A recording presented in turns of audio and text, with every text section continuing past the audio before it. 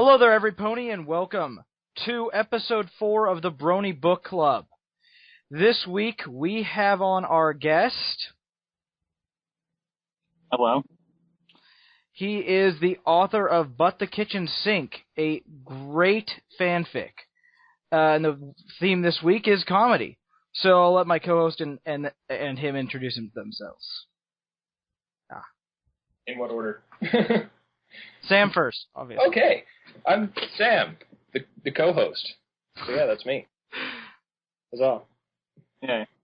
I'm Dub's Rewatcher. My real name is William. And thanks for having me on the show. It's no problem. Yep. All right. So we'll start by asking our guests the usual questions. First, what tag will you see on a fanfic that pretty much guarantees you're going to read it? Even though it seems to be a bit rare, I always love comedy and random. I see that they go well together a lot of the time. Although they are a bit rare for some reason. I'm not sure why. I think it's because people have kind of an aversion to writing stuff that's like the show. They want to write stuff original. But very recently, we've seen an emergence of a new genre, slice of life, which I'm liking a lot, and almost every fic that comes out of that genre is really great. Yeah, I'd probably agree with those. Those are pretty good choices. What tag will you say will pretty much guarantee you won't read it? What is your least favorite tag? Back last summer when I was reading at least, I want to say like 10 fics a day, that's probably an exaggeration, but there were two tags that would always turn me off, that being crossover and adventure. Crossover is weird because I've only ever really read one good crossover. That was with a Doctor Who, My Little Pony thing. You know, everyone loves that. And adventure, mostly that's because when you see an adventure fic, it has like this really long, overarching story, and if you miss really anything, you can get kind of lost, so that kind of turned me off. I'm not saying they're bad, they're just not for me. Okay. How did you get the idea for your story, But the Kitchen Sink? A lot of people in the comments for it said, "Oh, did you get this idea from the Equestria Inquirer article?" And I have to say, no, I didn't. I actually got the idea by myself because I was reading a thing on how Rainbow Dash is shipped with literally everyone, and then a day later I was rewatching Suited for Success, and they made that whole But the Kitchen Sink joke, and I just thought of it. I wrote it down, and it took me a while to actually get started on it. I think I got started on it after Setisto made a joke about it on Equestria Daily, and then I was like, oh god, I need to do this before someone else does, and then I got started on it, and here we are. Very interesting. What's your favorite aspect of your own story? I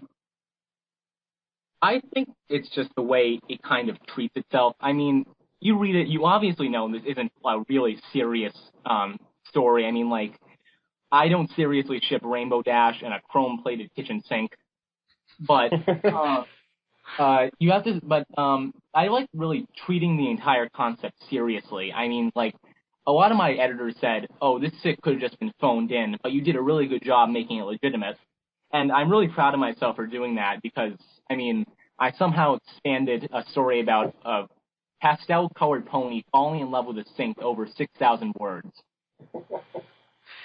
Yeah, I'd agree. I think we'll probably get into it more later, but I think definitely one of the secrets to writing good comedy is if part of it is that it's a completely ridiculous premise, you have to play it completely seriously. Yeah. You have to go all the way with it.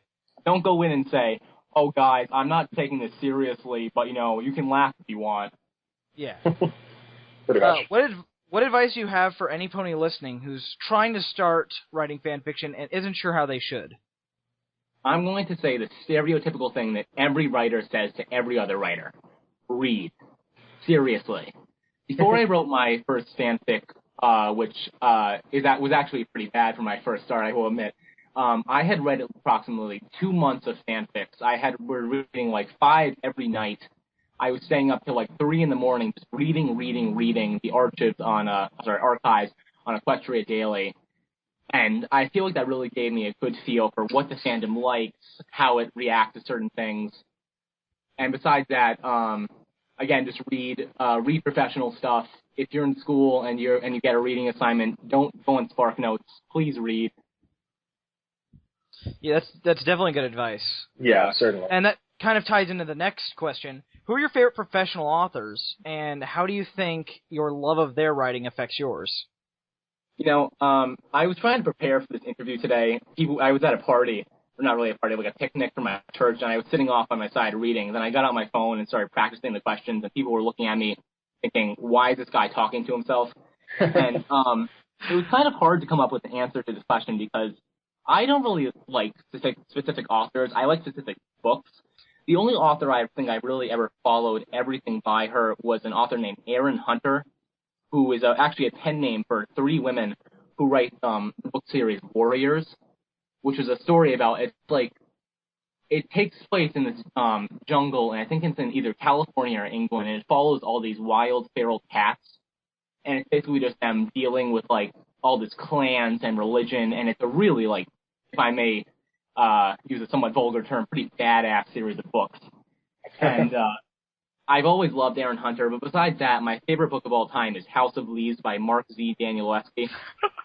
Okay, can I just say how hilarious it is that you mentioned House of Leaves, because I've read that book, I think, twice. I hand it off to people who I know, and I'm actually writing right now. I'm trying to make a video review for it that really encapsulates trying to explain it.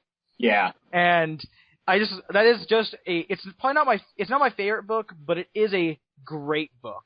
It's just completely insane, and I like how a lot of people mention it's pretty much almost parroting literary criticism. Trying to explain it is impossible.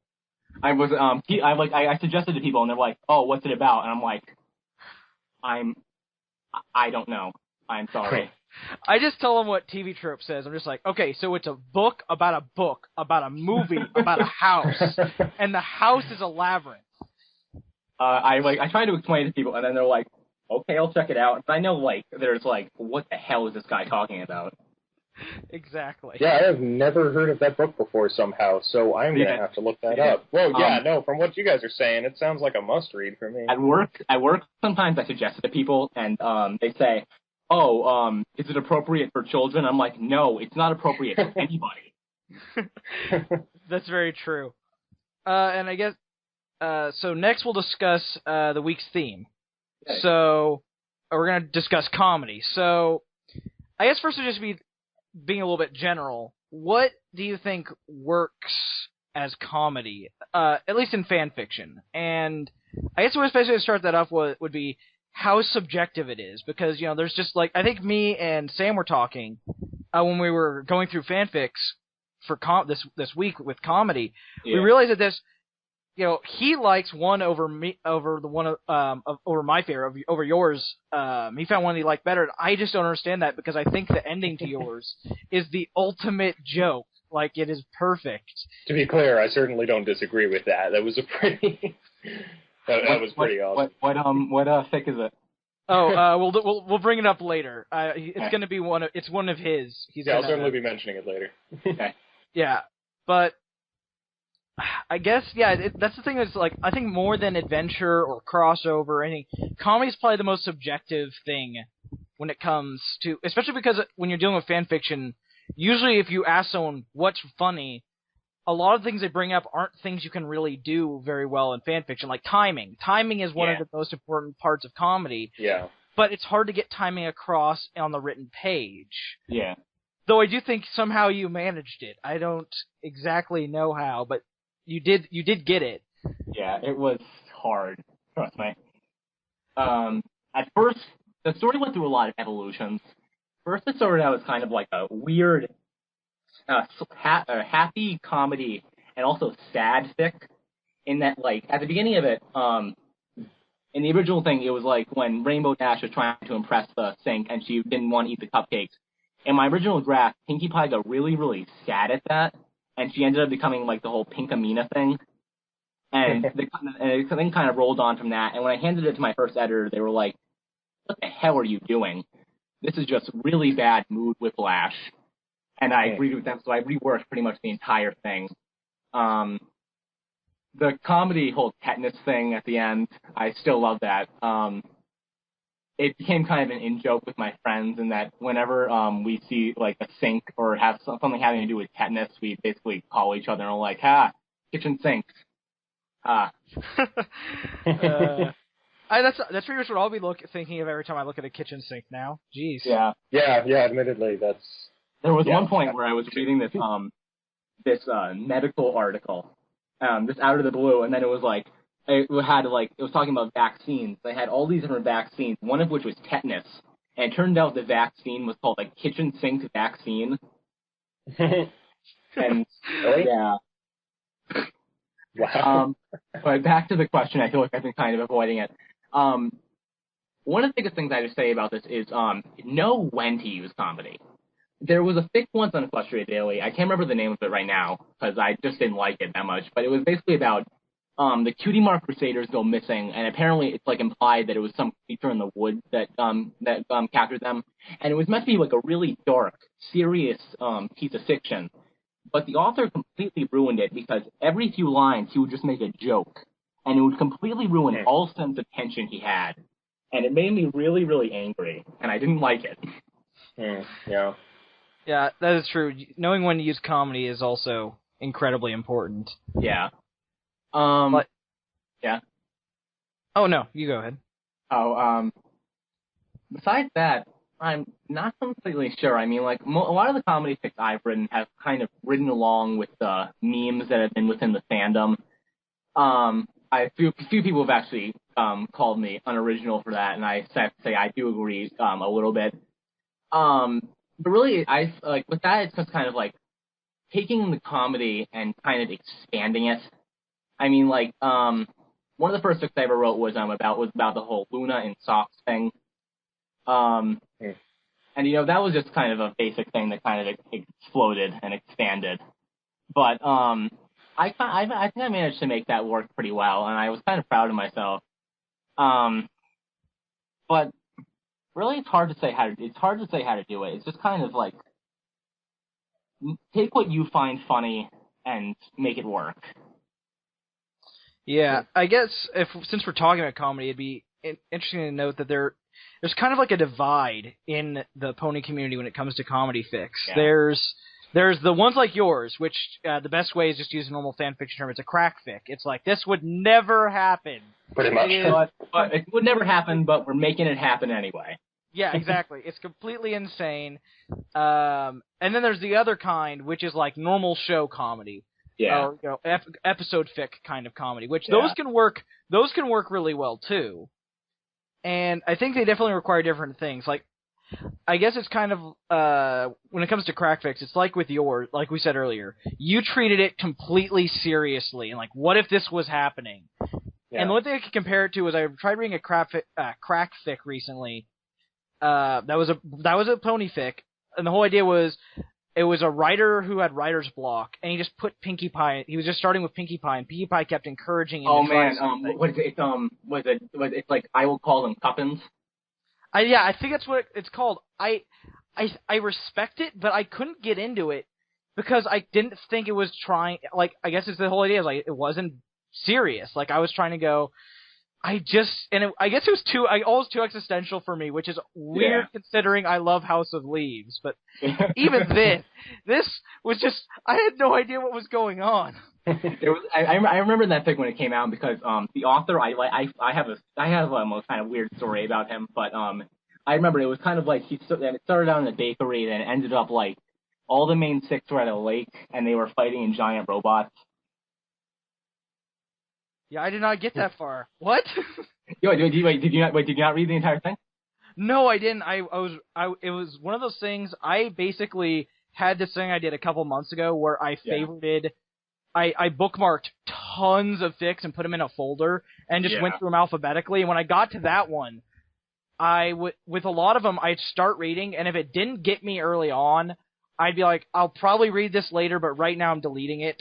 Yeah. So basically, all you need to know is that by the end, the main six get recruited by Princess Celestia / Pinkie Pie to go investigate some mini sun that appeared over a lake, and they go to it and they end up fighting it using giant Voltron robots. What? What? Okay. That's just insane. Yeah, so I guess that's pretty much. Sam, do you have anything you want to say on the subject of comedy? Well, I mean, I know I've been even quieter than normal on this one. I mean, honestly, when it comes down to it, comedy has never particularly been my strong point, I suppose. I mean, in some ways, I've given up on a lot of modern American comedy films, certainly. Comedy is hard to write. Yeah. It's kind of hard to get right. For me at least. Maybe I'm just really picky or something, but maybe. I mean, just in general, I'm a bit more of like the comedy films that I tend to appreciate the most are the ones that also know when to take themselves seriously. Like Shaun of the Dead is an example. Despite all the gore in that movie, the most traumatic moment for everyone, spoiler free, but the most traumatic moment for everyone who sees it is the death of a major character near the end. And understandably so, because it knew when to get emotionally somber. And I mean, I just in general, I'm more of a serious guy, so I don't have as much to say in comedy. I enjoy good comedy stuff, and I'll have a bit more to add later when we talk about specific picks, I suppose. But yeah. I guess then we'll discuss. We can move on to just specific. Wait, 1 second. I on the topic of you said before there's kind of a split in comedy. On that topic today, FIMfiction.net released a blog post saying that adult humor should be rated mature, and because of that, a lot of different fics that had previously been rated teen got bumped up to the mature rating. Huh. Like there was one that was on the featured box for a long time. I think it was called Lyra and Bon Bon's Odd Jobs, and it was basically about like them working at a cryobank. And in the description, the author said this will be rated teen for moderate sex humor. And then I looked at it today because I saw it updated, and in the rating it was mature, and there was absolutely no update. So I'm guessing that they did this retroactively. Huh. I guess I can see that, but that's I don't know how to feel about that. I kind of agree with it, but I guess it depends on the fic. Yeah. I guess it all depends on how vulgar they go and exactly how graphic the joke is. Like, there's a difference between making a Eddie Izzard sex joke and a George Carlin sex joke. Do you remember when did you ever read the fic with NTS wrote? It was called Poltron and Nighty's Day In. No. It basically NTSDS is friends with both the administrators. And so he wrote a story about them basically being roommates, and at the end of it, like, they have, like, angry gay sex. What? But none of it is shown. It stops, right as, they mount each other. And it was rated teen. And I questioned in the comments, I said, I think this should be rated mature. And he said, no, because this doesn't show anything. It's going to be rated teen. And now it's rated mature, so. Huh. Oh, well, change of policy and all that kind of stuff. Yeah. Yeah, that's an interesting one. Time will tell how successful it is. Stuff's been going down there recently, and, yeah. Just as I'm starting to write my own stuff, it's changing. That's just great. Of course. Don't worry, you'll be fine. I guess now we'll discuss your fic a little bit more. I guess I was just surprised how it started off very slow. Like, it started off more slow, and then once it got to the joke, started with the joke, I was just surprised how far you went with it. Mm-hmm. Like, you just went... When I was in post-editing on Google Docs, I kept looking at the word count, and I noticed that the first scene, in Sugar Cube Corner, lasted, 7 pages out of, the 20 it was. Yeah. I was just, it was just you were oh wait, there's supposed to be a line? I'm sorry, there is no line in this fic. I'm just going to go all the way. Yeah. Every joke you could possibly get from this unique premise. And I guess we should explain, for those of you who don't know, But the Kitchen Sink, is by our guest Dubs3 Watcher, is about, it's a joke, as he said, based off of the fact that Rainbow Dash has been shipped with everyone. Which, I guess I understand why, but I also, it's kind of weird. I almost would expect Pinkie Pie to be shipped with everyone. Yeah, I think insert author here stated it best. Rainbow Dash is the fandom's bicycle. Oh, I was going to use that. And so, basically what he does is, Pinkie Pie is showing Rainbow Dash, they're going to go make cupcakes or something in Sugar Cube Corner, and she sees their new sink, and falls in love with it. Yeah. I won't say we must not spoil anything beyond that. Right. Because the ending is truly beautiful. It is honestly one of the best punchlines I've ever seen in my life. It's You just went really far with it, and I was amazed at how far you were willing to go. Thank you. It was actually funny. I was on Facebook with Sam, and so I could see him reacting as he was going through it, and just going, "Wait, what? Wait, what?" Well, see, that's the thing is that thus. I mean, I know it was mentioned before. It's not even necessarily that there's that there's another fic that I prefer just as much as it's I need to read this one again to process it. I think you're fully welcome. I mean, the most of the time I was trying so hard to wrap my mind around the premise itself, and as it just kept going on and taking itself completely seriously, I need to read it again, because the premise itself was just what ended up getting me most of the time. It was ridiculous and hilarious. Yes. On the DeviantArt version of it, someone commented, "This really disturbed me," and then I posted as a reply, "Mission accomplished." Yeah. Exactly. Pretty much. I guess we can move on then. We're going to talk about updates to any fics that we're currently reading. Ooh, I guess I'll get started off. First of all, Anthropology is finished. Oh my god. I saw that, my jaw literally dropped. I cannot describe I don't think I talked a little bit last week, but I'm seriously amazed at how much I love that fic, and it's weird because I do have a flaw, and we will, when we do like a Lyra week for the theme, we'll have the Jason the Human on to talk about it. And I do have a problem with it, but I ultimately goddamn love that fic. Like, it is just so beautiful. And the ending completely got me, and I love how it just opened up a little bit of room for, hey, eventually I might do a sequel, which I'm pretty sure he's going to be Jason is going to be pestered to do a sequel to that forever. And the other thing... He's going to find a brick through his window. It's going to say, Anthropology 2, now. Yeah. And the other thing that just updated today, which I loved Equestria Daily put it better than I could when I saw the page image. It was just, oh my god. Ponies love D&D. Ponies play D&D updated. Yes! That was actually either the first or like the second pony fic I ever read. And I love it with so much of my heart, and I'm so glad that it updated, because it's been so long. It hasn't updated since I started, reading fan fiction from our fandom. It's been so long. And I remember when that first came out, it came out like the day after the first time I ever played Dungeons and Dragons. Oh, really? Yeah, it was really interesting. Yeah, Sam obviously has never heard of this. I'd say it's almost a classic for the fandom. It's really, really good. It's characterizations of what kind of players the main six are. Yeah. And then later in the sequel, what kind of DMs all of the main six are. It's absolutely brilliant. Oh, okay. Yeah. The players thing is fun, but the DMs thing, I have to read that. What's it called again? Ponies playing D&D. Very simple title.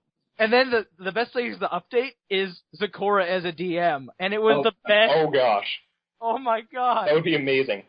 It was. Apparently she's old school. She plays AD&D. If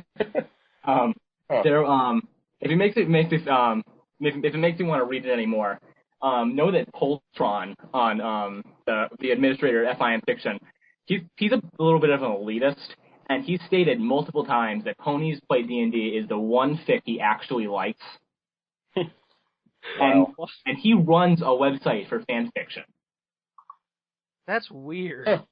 Yeah. Wow.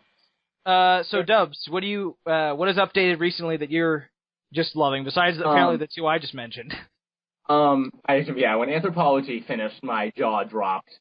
I have a little bit of a weird thing with Jason the Human in that his Lyra fic Anthropology released at the same time that I think my Lyra fic that absolutely no one paid attention to released, and so it's the first two chapters of Anthropology came out, and I was like, oh my god, this guy is my rival, I must kill him.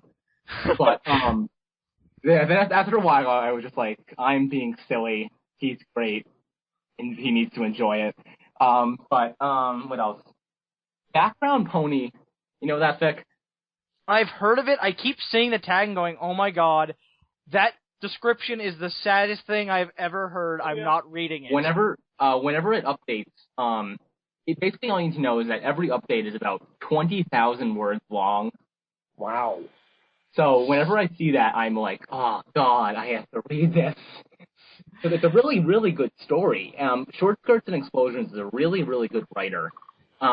He writes a bunch of other stuff in the meantime. I have no idea how. It takes me like a month to write a 6,000 word thick, and it takes him a week to write one that's 20,000 words. I don't know how.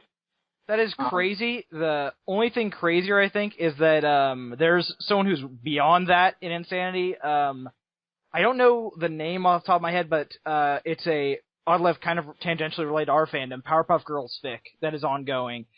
Every update is 50,000 words. And it's like 10 chapters, and it's 10 chapters long already. It's like every time it updates, I'm always like, oh my God, thank you. I have to read a new novel, apparently. Because it's what it feels like. Have you ever heard the statistic that if Fallout Equestria was made into a novel, it would be like the 7th longest novel of all time? You know, I'm actually still reading Fallout Equestria right now, and I would not be surprised. It's longer than War and Peace. God. Yeah, that doesn't surprise me at all. It's insane. I think I'm only on like chapter 7 or something. Yeah. I'm such a small percentage of the way through it. Another fic that updated recently, let me think. I'm guessing. Did you ever see on Equestria Daily the story Octavia Takes the Bus? I have, and I haven't read it. The description is interesting. I've taken a vow. I'm not adding, unless it's an amazing description. I'm not adding anything to my list right now. I have kind of a weird thing about that fic because I watched it grow from start to beginning. Like even before it got posted on Equestria Daily. Like, he took about 5 chapters before he actually submitted it, and it was amazing. Like, I really loved it. I was following it with, like, every time it updated, I was like, oh, yay. But then once it posted on Equestria Daily, it seemed like he got kind of lazier in that a lot of his characterizations became kind of strange. Like, you know, Sweetie Belle in the show is kind of like a kind of ditzy but really sweet little girl. Who's a dictionary. Yeah, to the dictionary, and is best friends with the chicken. But in this fic, he made her out to be like a complete brat. What? Like, weird. I want to say like brattier than like Diamond Tiara, but not for the same reason. You know, like Diamond Tiara is kind of like just like I'm better than you, I'm rich. But the Sweetie Belle is more like I'm going to whine about everything possible and make you hate me. What the? Someone needs to read Sweetie's Mansion and understand how you characterize her right. Yeah. Jeez. What else? There was one other thing besides that. There was some like uncharacteristic swearing in one chapter. Like Octavia throughout the entire thing had been like this refined, innocent woman who was like better than everyone else. And one chapter she just suddenly started swearing out of nowhere. That's weird. She would be like walking through the streets and she'd be like, "This is really shitty." That's so weird. Swearing in ponyfics is you kind of need to do that, right? You put it out of nowhere and it just seems out of place. Yeah.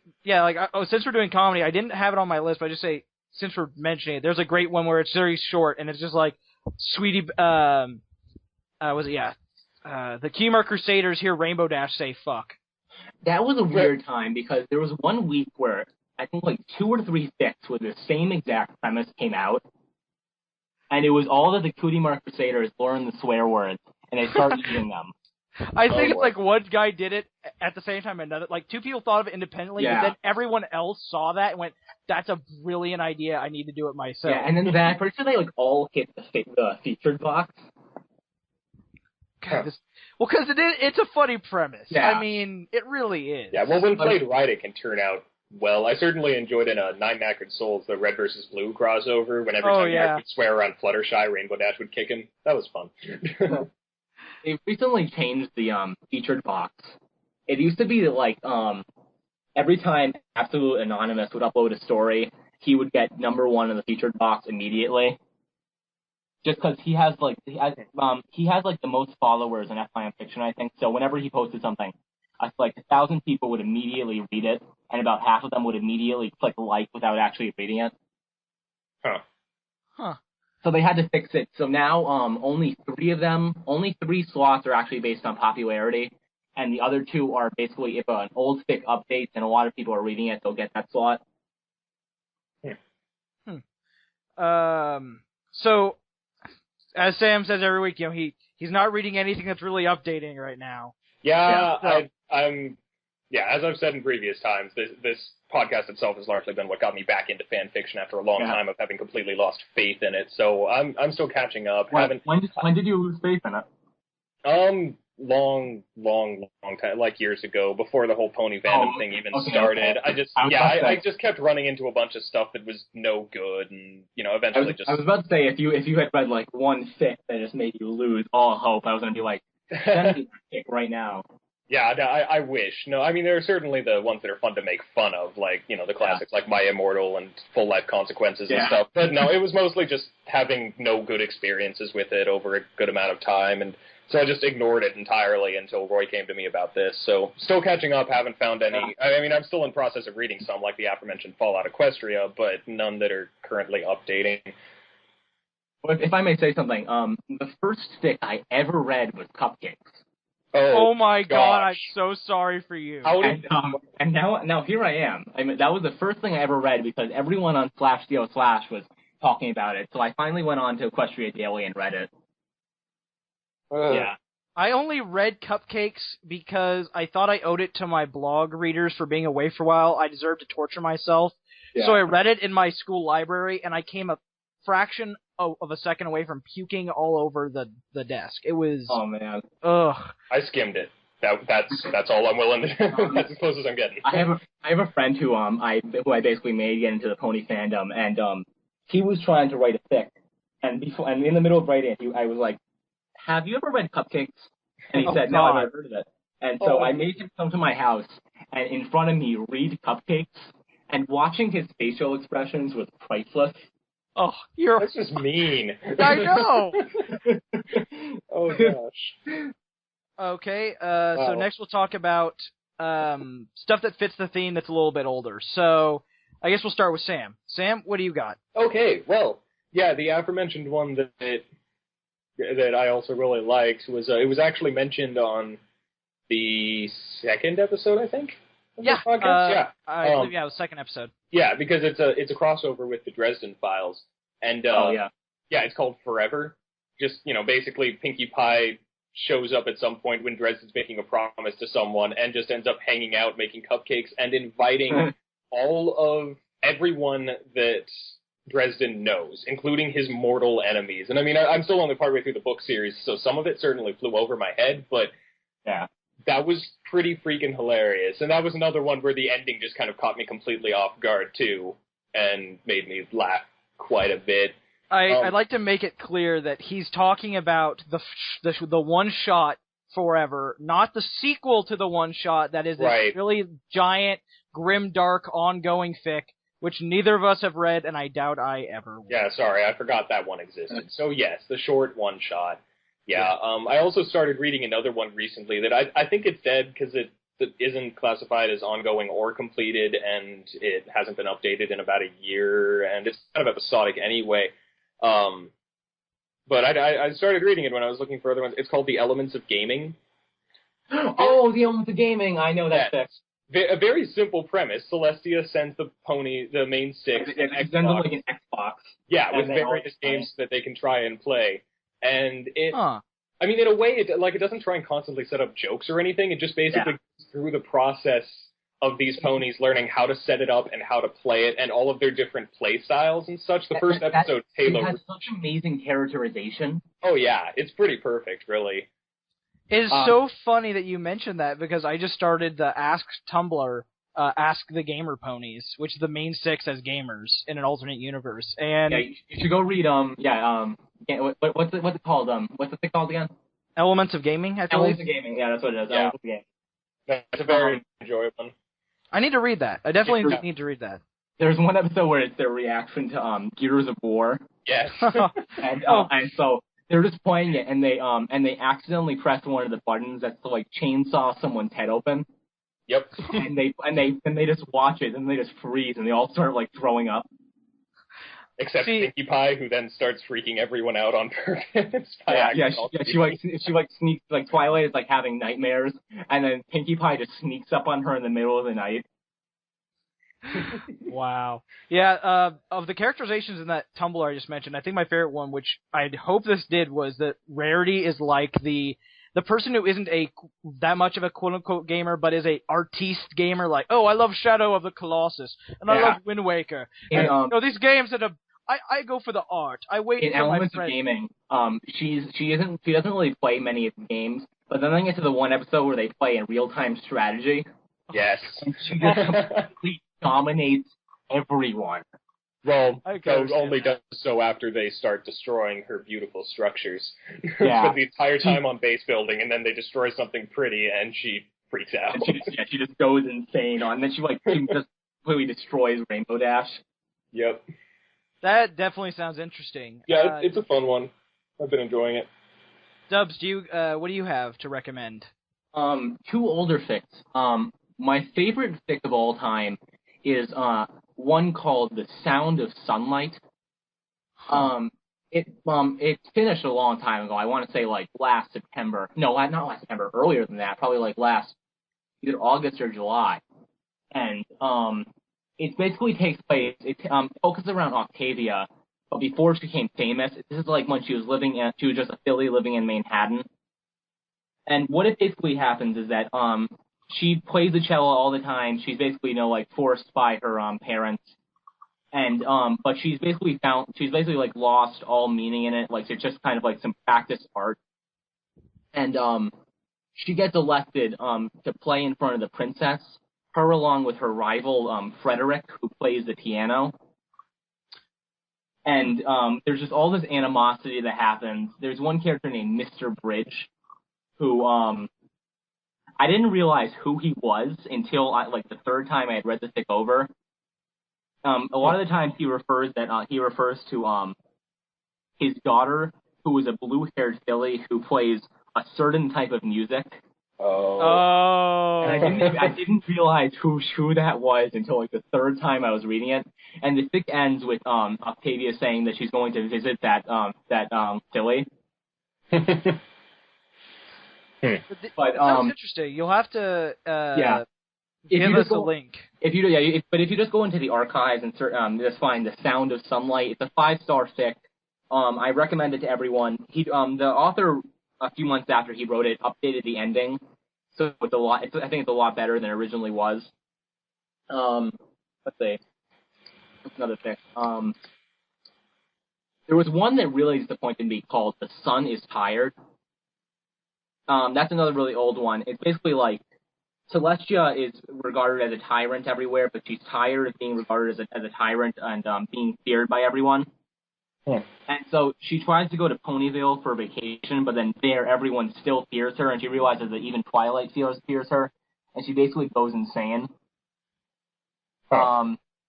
And it was very good, but then it started updating less and less. And then there was one episode that ended on a cliffhanger. And it just didn't update for months and months and months afterwards. And then it finally updated, and the person wrapped up the entire story, like all the branching story arcs, in 2,000 words. Oh no! And it ended with Celestia killing herself. And it was such an awful ending. And then I went to the comments, and the person was like, "I'm sorry, I can't do this anymore. If anyone wants to write a better ending, they can, but I'm sorry." Huh. Wow. Wow.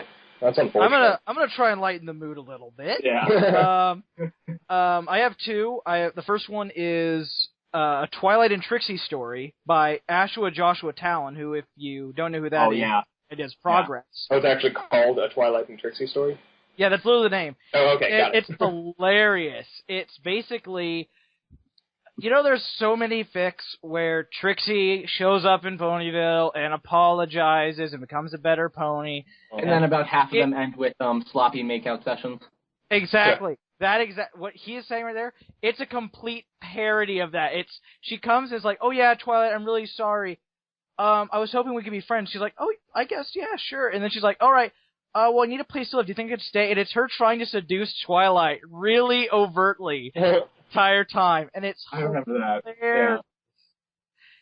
It is really funny. Again, one of those things again shows that Andrew Tallon is a really, really guy. I love it. Even had over it just says because a lot of people know the guys who run Equestria Daily. A lot of their pre-readers love Trixie a lot, but he's able to skip them because of progress, and that's how he got it through. And the other one I have is called A Drop of Moonshine by Penn. Oh, yeah. Who basically in this fan-in version of Equestria, there is no alcohol anymore because after a while, hundreds of years ago, Celestia banned it. But now that Luna's back, she doesn't remember it being banned at all because it happened after she went to the moon. And apparently she's able to create with her magic. She's able to convert moonlight into moonshine, and that's what originally moonshine is supposed to be. It's like this pure alcohol that tastes wonderful. Like it doesn't hurt your throat at all. It's just perfect. And I haven't read that in such a long time. And so it's basically she convinces Celestia to get drunk with her. Yeah. And they end up having Twilight has to pretty much babysit them. Be the sober friend, and she doesn't even know what being drunk means because it's been banned for so long. Yeah. And it's just really drunk Celestia and Luna are hilarious. like Celestia just becomes a complete idiot, and it is just hilarious. And then at one point they wake up in a barn or something, right? Yeah. Oh boy. Yeah, I actually have that one. I went big hunting the other day and I probably doubled the amount of tabs that I have up, and I usually have a lot of tabs up there, just a ton of them up there, and that's one of them. I'm hoping to read that one soon. Yeah, I guess then we should move on to non-pony fics that fit the week's theme. So this week, since comedy, I'm going to start off with a Dresden Files fic that is comedy, and it is pretty much a crack fic. That's how the author pretty much describes it. Basically, Nicodemus, who, those of you who do not read Dresden Files, those of you who are not that far in it, he's the most evil character in the entire series. He is possessed by a fallen angel, and he's been for the last couple thousand years trying to cause as many apocalypses as he can. He's caused the Black Plague, he's caused all these horrible disasters, and somehow at the beginning of the fic, he's managed to capture Harry and his allies, and has them dead to rights, and they all know it. So he asks if they have any last words, and Harry says some very, very famous words for any Monty Python fan. I'm not going to say exactly what, but it is a speech involving a dead bird. And he gives the entire thing. Oh, boy. And basically, at first everyone's like, what? And then they start going along with it and laughing. And Nicodemus is like, Monty Python? And he's like, yeah, Monty Python. And he goes, you know what? Just for that, I'm going to let you live. And that's just it. That's all it is. It's famous last words by Incandescent Kitsune. Or Kitsune, I don't know. It's a while ago when I find most of my fics, usually when I'm not using Equestria Daily, I use TV Tropes has a fanfic recommendation area on their site, and that's always good for finding stuff, and I found that, and I just went, that's perfect. Dead Parrot. It's very, very, it is very crack ficky, but it's so funny. So very funny. Dubs, what do you have? Okay, I'm not gonna lie here. Besides My Little Pony fan fiction, I've never really read much of other fan fiction. Like, whenever I try and think about it, the only other series that I've ever actually read another fanfic for is Pokemon. And the only Pokemon thing I've ever read is definitely not comedy. I'm not going to discuss it here. Okay, yeah, okay. So yeah, Sam, I think we should hand this to you. Okay, sure. Well, this time I actually have one.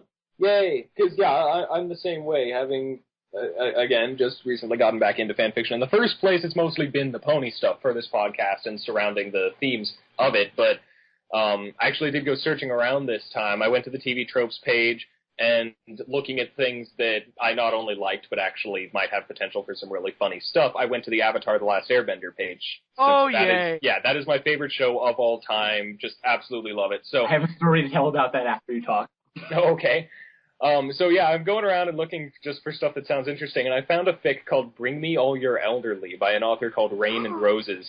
It's hilarious. Yeah, okay, you know it? Yeah. The premise of this fic, seriously, the fourth wall, I wouldn't need... It takes such a beating that it's actually just straight up acknowledged in the story. Like, the characters seem to know it exists, except Zuko. Zuko just has no clue. Poor Zuko. But they... Basically, the cast of the cartoon watches the movie, The Last Airbender. And they are so offended after. Like, their reactions are great. Iroh just sits there forever just saying nothing but, dreadlocks? Why dreadlocks? And Katara just glares at the screen for a long time. And they're so offended with it that they decide to break through the fourth wall and go into the world of the movie so they can teach the actors how to portray them properly. And I'm still in progress in reading it, but so far it's absolutely hilarious. It's a really interesting satire and a really hilarious way of pointing out everything, the countless things that movie did so horribly wrong. So, it is funny, it's very well written, and it's also just kind of cathartic for a huge fan of the show to see something like this that so brutally and effectively parodies the multitude of things that movie just failed so miserably at. It's some nice therapy for getting over it. When I went to go see that movie, person who sold me and my friends our tickets was high as a kite and tried to talk to us about how Appa was a dragon. But on that note about Avatar characters breaking the fourth wall, this isn't really to fix. Have you ever seen the video on YouTube When It's Done? I don't believe I have. It's an Avatar of the Last Airbender parody. And it's basically the cast of Avatar learns out that the show is about to end, and so they go to the Nickelodeon headquarters to try and convince them to keep it on the air. It was a really funny video. But actually, back to the thing I mentioned before, as I said, I had a story. Nickelodeon.com, they have their own message board, and if you ever gone on the message boards, you know that they're completely populated by 8-year-olds who just got a keyboard. Oh, not surprising. So me and my friend were reading one of a really weird thread that was on the other day. It was Avatar Korra is in trouble. What bender are you to help her? And it was completely ridiculous. What? So then I went on the rest of the forums, and it turns out there's an Avatar fan fiction forum on Nick.com. Oh. What? Oh. And I'm too scared to read any of it. I'm going there right now. Are you kidding me? We have found. I'll give you the link afterwards. But let's see. Let's read some of the topics. I have it up. Bitter comfort, Makora. Lolly's first crush. The comedy where the guest stars turn into stars. I don't even know. Yeah. Yeah. I have to say to that. Only thing I have to say to that is, I believe we've found the layer for the final boss of the internet. Because, my God. Wow. Why? That's wonderful. I am going to go there and see what I can find. I'll send you the link afterwards. Oh, wow. On that frankly disturbing note, we're gonna have to end the show. So. Thank you, Dubs, for being on. You've been a very good guest. We've had. Thank you so much for having me on. This is the first interview I've ever done. I was really nervous, but thank you for having me. Yeah. And for those of you listening, if you have any questions, comments, criticism, we'll take all of that. Anything. If you want to send us anything, if you'd like to ask if you could somehow help us, like an audio editor, because we really need one, because I'm so terrible at it, we just send it at the Brony Bookclub at yahoo.com. And that's it. So, say goodbye, everybody. Okay. If you need to tell me how much you hate me, I completely welcome it. Go to my FIM fiction, my DeviantArt, whatever. Yeah. Right. So, goodbye, everybody. Okay. See ya. Yay.